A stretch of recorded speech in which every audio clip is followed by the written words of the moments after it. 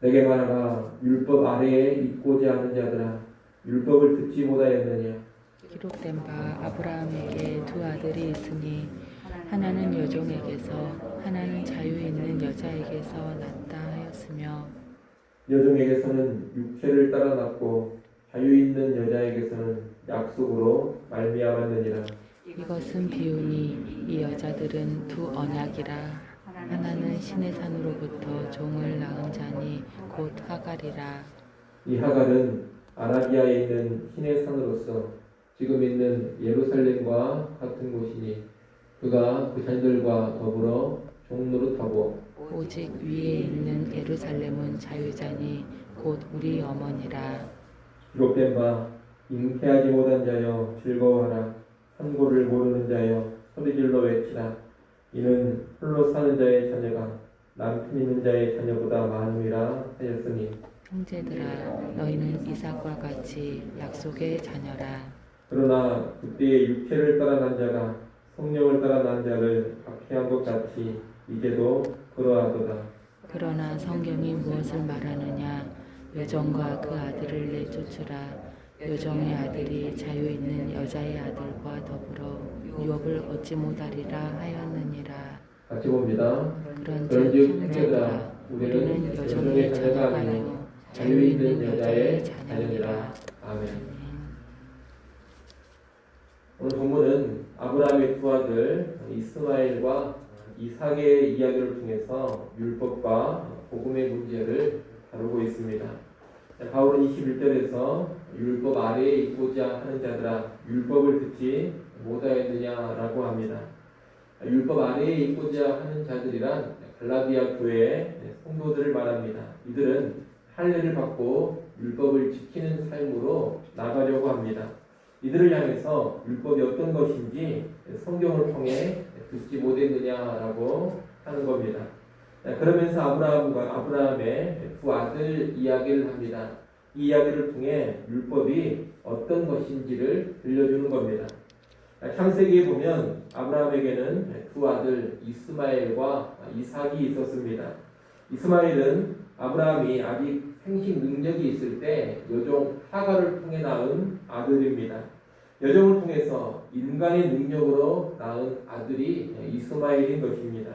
그러나 이삭은 아내 여주인인 사라를 통해 낳았습니다. 더욱 이삭은 아브라함과 사라에게 생식 능력이 다 사라져 버렸을 때 하나님의 약속 가운데 오직 하나님의 능력으로만 얻은 아들입니다. 바울은 이 두 아들을 낳은 하갈과 사라를 두 언약의 비유라고 하면서 하갈은 율법을 상징하는 것이라고 합니다. 이 하갈 곧 율법은 시내 산에서 모세를 통해 받은 것이요 바울 당시 팔레스타인 땅의 예루살렘이 그 율법의 본산지 역할을 하고 있었습니다. 그런데 바울은 이러한 율법은 그 자녀들과 더불어 종노릇하는 것이라고 합니다. 하갈도 이스마엘도 본질상 종이었던 것처럼 율법은 사람으로 하여금 종노릇하게 만든다는 겁니다. 반면에 사라는 복음을 상징하는 것이라고 합니다.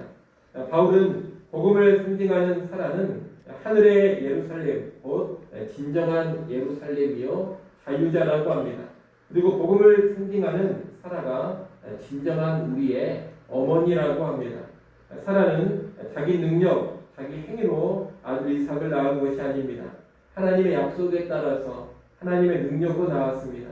약속에 따라 은혜로 주신 아들이 이삭입니다. 마찬가지로 예수님을 믿어서 하나님의 자녀가 된 사람들은 이삭처럼 약속의 자녀들이라는 겁니다. 결국 자기 능력, 자기 행위를 따라서 난 자들, 곧 율법의 행위로 의로워지고 율법의 행위로 하나님의 자녀가 되려고 하는 사람들은 하갈과 이스마엘 계열입니다. 그러나 그리스도를 믿음으로 따라 난 자들, 곧 그리스도의 십자가로 의로워지고 믿음을 통해서 의로워지려고 하는 사람들은 사라와 이삭의 계열입니다. 하갈과 이스마엘 계열은 자기 능력, 육체를 따라 난 자들이요. 사라와 이삭 계열은 하나님의 약속, 하나님의 성령을 따라서 난 자들입니다. 그런데 29절에 보면 거기서 바울은 육체를 따라 난 자인 이스마엘이 성령을 따라 난 자인 이삭을 박해했다고 합니다. 이것은 창세기 21장에서 이스마엘이 이삭을 희롱하고 괴롭힌 사건을 말하는 겁니다. 종에게서 난 자, 육체를 따라 난 자인 이스마엘이 여주인에게서 난 자, 성령으로 난 자를 괴롭힌 것입니다. 바울은 그 사건을 언급하면서 지금도 그런 박해가 일어나고 있다고 합니다.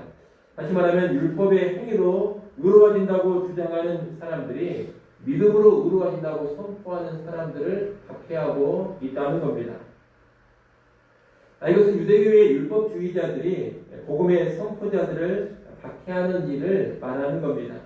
실제 바울은 믿음으로 의로워지는 복음을 전파하면서 율법을 강조하는 유대인들에게 많은 박해를 받았습니다.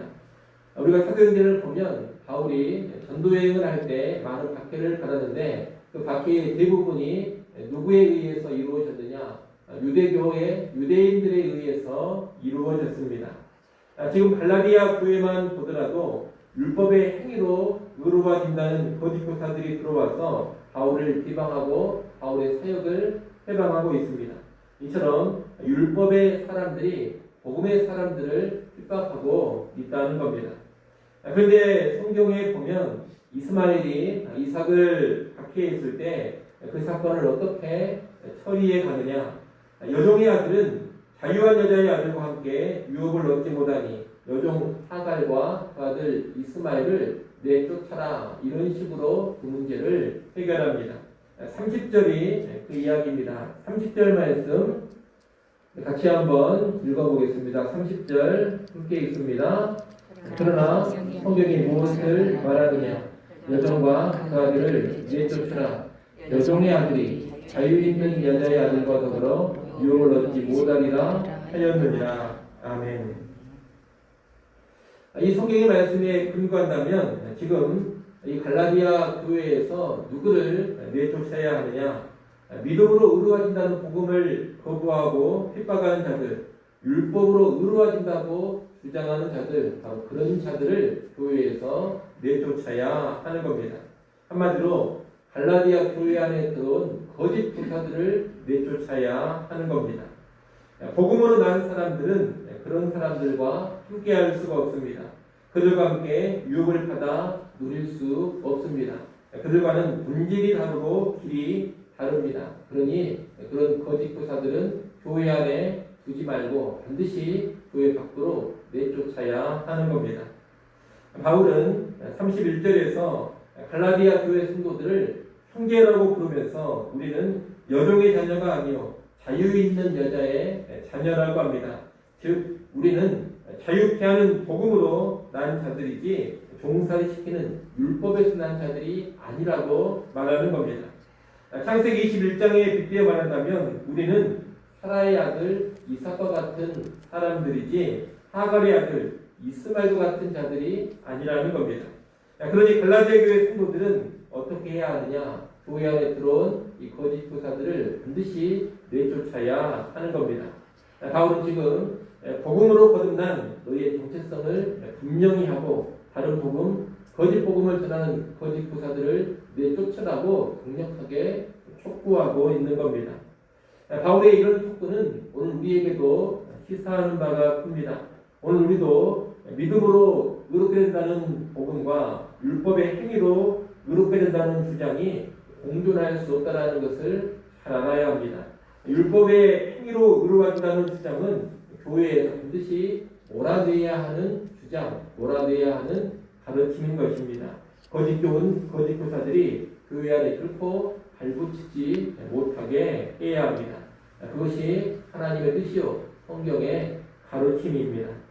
여러분, 참된 복음은 언제나 오직 믿음, 오직 은혜, 오직 그리스도, 오직 하나님께 영광이라는 이런 모토를 가지고 나아갑니다.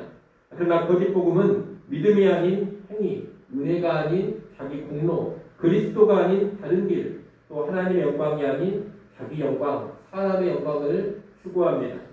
또한 참된 복음은 사람을 자유케 하지만 거짓 복음은 사람을 무언가에 종노릇하게 만들고 신앙생활을 노예처럼 하게 만듭니다.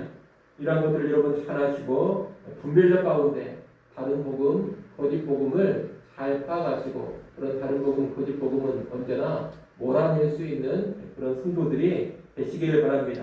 대신에 믿음으로 의로워진다는 그 참된 복음은 강하게 붙잡고 참된 복음의 정신을 잘 구현해가는 우리 모두가 될 수 있기를 간절히 소원합니다. 기도하겠습니다.